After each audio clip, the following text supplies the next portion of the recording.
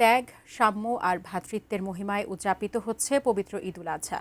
জাতীয় ঈদগাহে অনুষ্ঠিত হয় দেশের প্রধান ঈদ জামাত। সেখানে অংশ নেন রাষ্ট্রপতি মোহাম্মদ শাহাবুদ্দিন, প্রধানমন্ত্রী তারেক রহমান সহ হাজারো ধর্মপ্রাণ মুসল্লি। নামাজ শেষে দেশ, জাতি ও মুসলিম উম্মার শান্তি সমৃদ্ধি কামনায় বিশেষ মোনাজাত করা হয়। সম্রাট আনোয়ারের রিপোর্ট। হাতে জায়নামাজ, গায়ে পাঞ্জাবি আর মাথায় টুপি। ঈদের সকালে ধর্মপ্রাণ মুসল্লিদের গন্তব্য জাতীয় ঈদগাহ। ধর্মীয় ভাব আর ঈদ আনন্দ মিলেমিশে মুখর হয়ে ওঠে পুরো এলাকা।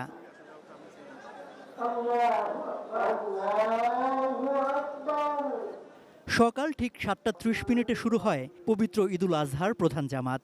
এতে ইমামতি করেন জাতীয় মসজিদ বায়তুল মোকাররমের খতিব মুফতি মোহাম্মদ আব্দুল মালেক।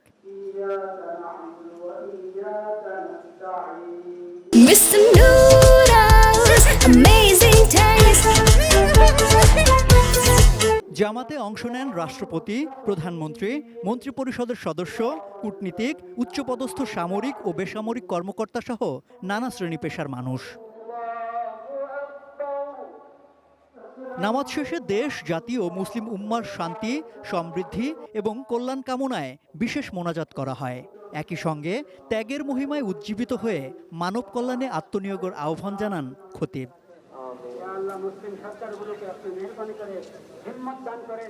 জামাত শেষে একে অপরের সঙ্গে কোলাকুলির মধ্য দিয়ে শুভেচ্ছা আর ভ্রাতৃত্বের বন্ধনে মিলিত হন সব বয়সী মানুষ।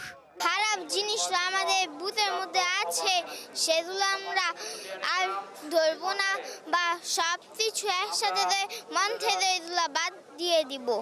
নিজের ভিতরে ত্যাগের বিনিময়ে আমরা দেশটা সুন্দরভাবে পরিচালনা করতে পারি। নিজের স্বার্থে না দেখি, দেশের স্বার্থে দেখি, মানুষের স্বার্থে দেখি।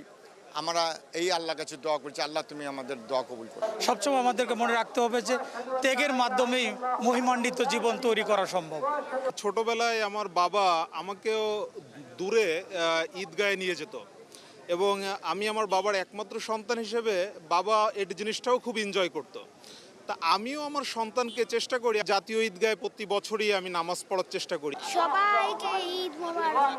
ঈদ জামাত নির্বিঘ্ন করতে জাতীয় ঈদগাহ ও তার আশপাশের এলাকা ঘিরে ছিল কঠোর নিরাপত্তা ব্যবস্থা। আইন শৃঙ্খলা বাহিনীর পাশাপাশি মেডিকেল ও স্বেচ্ছাসেবী দলও ছিল সক্রিয়। ত্যাগের মহিমায় উদ্ভাসিত হয়ে ঈদুল আজহার জামাতে অংশ নিয়ে সকল বৈষম্য ও ভেদাভেদ ভুলে সাম্য আর মানবিক মূল্যবোধ প্রতিষ্ঠার প্রত্যয় ব্যক্ত করলেন মুসল্লিরা। জাতীয় ঈদগাহ থেকে সম্রাট আনোয়ার, এটিএন নিউজ, ঢাকা।